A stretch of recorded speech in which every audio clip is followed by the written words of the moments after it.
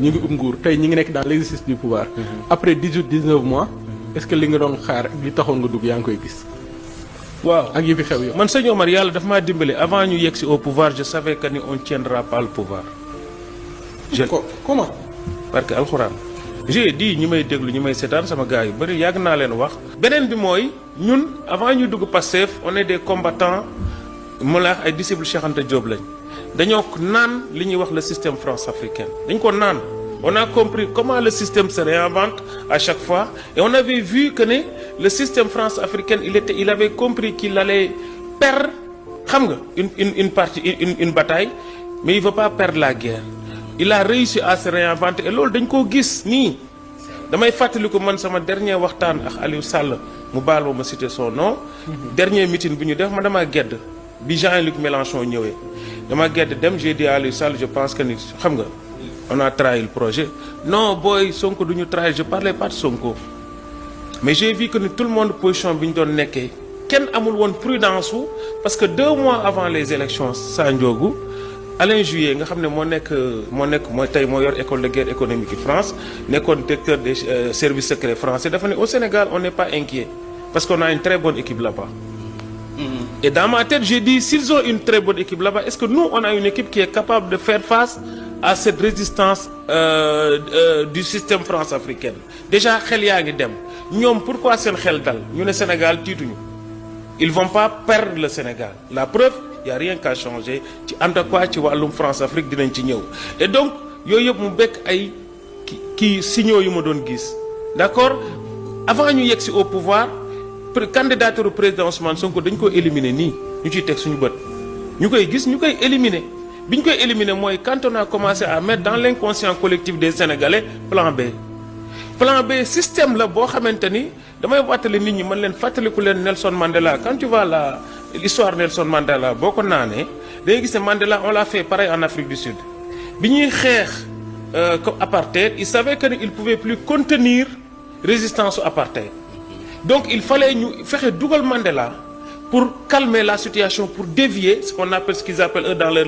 jargon pour dévier le projet et donc dañuy ñu dugal Mandela prison lañ ko fekk gëmloo ko ay bagages indil ko ay kii Mandela bu mu génnee qu'est-ce qui va se passer ñu gëmloo ko yow t'es un bunti te ku ne xam ne la philosophie du bunti mooy nit bu la tooñee bu la jéggaloo baal ko sama xel day dem ci jubóo gi fii tu vois ce que je veux dire donc jéggal ko ñëpp booloo nekk benn et ils l'ont très bien réussi tey boo xoolee quand on me parle les gens ils me disent c'est une révolution inachevée je dis c'est une révolution qui n'a jamais commencé parce que depuis le début lañ ko infiltré boo xoolee printemps arabe barki Demba Ndiaye qu'est-ce qui s'est passé c'est la CIA qui a réussi à jaxase printemps arabe ba ci lañ rey Kadhafi benn xeer ñu jëm ci ñaari picc tu vois ce que je veux dire donc c'est-à-dire que imaginez tey toutes les révolutions ñoom il produit des documents tous les 3 mois tous les 6 mois xam nga ba ci boo xoolee dernier document man bu ma mujjee gis ñu ngi ko bind en mars 2023 je pense pour expliquer il y a beaucoup de choses man que je vois que ni c'est eux qui ont réussi à dévier ce projet-là et ils ont commencé par gëmloo ñu ñun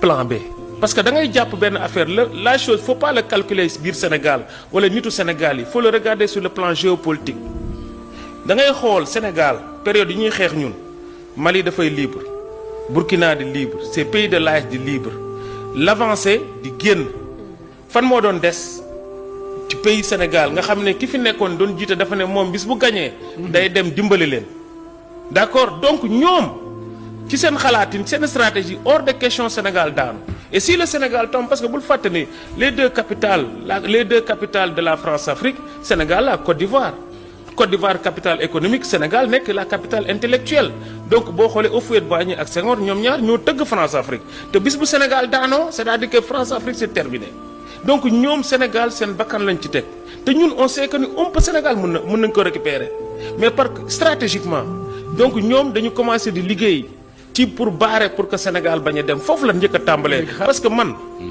wallahi dama gëm ne ala kulli alim cette révolution là on va le réussir par A insha allahu rabbi par A ou par B et que ça révolution amul révolution bu am ci àdduna bi te jàppuñu ko ñaari yoon xoolal Chine Mao dafa ñëw commencé di liggéey di dem ak révolution anglais yi comploté ko indi Deng Xiaoping mu fete Maawa absenté est-ce que absenté wul ay 6 ans xaw ma.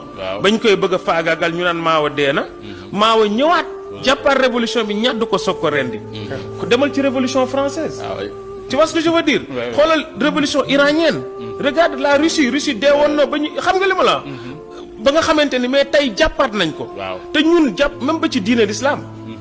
diine l'islam bi muy tàmbali rëccoon na ba yonent bi sallallahu alayhi wa sallam génn. ba mu génn ba ñëwaat ci lañ ko jàppaat soog koo rendi. te kii dinañ ko jàppaat incha allah dinañ ko rendi dinañ yóbbu président Ousmane Sonko palais ba en 2029. pour man suite logique la. et foofu nag la am message bu am solo bu ma bëgg a lancer et je pense que ni. il faut ñu toll foofu. il faut qu'on soit mentalement prêt. mentalement prêt. parce que cette révolution là pour man c'est un combat pour l'éternité ñun on va mener ce combat là bu ñu paree suñuy doom di parce que gis nga tey ñun bu ñu demoon ba jële fi nasaraan ba jël lu ñu moom ñëpp jot ci du tee du ñu bàyyi dinañ ñëwaat pour yàqaat ko. la preuve xoolal tey Chine lu muy dund tous les jours il a des xoolal Russie lu muy dund. tu vois ce que je veux dire donc ñun faut pas ñu yaakaar ne bu ñu demee ci conquête de pouvoir rek bu ñu falee saa njoogu rek jeex na. déet ci lay soog a tàmbali. ci lay te booboo gën a garaaw. te booboo gën a garaaw parce que li ngay téye parce que bu ñu fàtte ne ñun suñu relation ombilique suñu relation ak France ak Occident sax laay wax xam nga nan la mel. mi ngi mel ne jigéen ak doom bébé bu mu yor ci biir bi ak cordon ombilical li jigéen gi yor mooy dundal bébé bi. te ñun ñooy jigéen ñi Afrique. ñun ñooy dundal bébé occidental bi. c'est vrai boo daggee boo ko bëggee dagg danaan da koy jaral lu ne. duñ ko nangu. duñ ko nangu.